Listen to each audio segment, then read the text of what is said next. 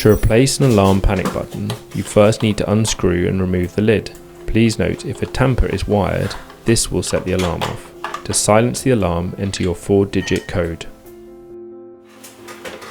Now disconnect the wires from the device, either 2 or 4 wires, depending on whether there is a tampered circuit wired in. Finally, unscrew the backplate from the wall and remove the wire. Do the reverse to refit.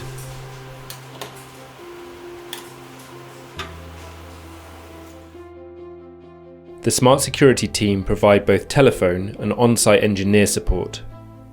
Simply contact our team explaining your needs and we'll get your system fixed.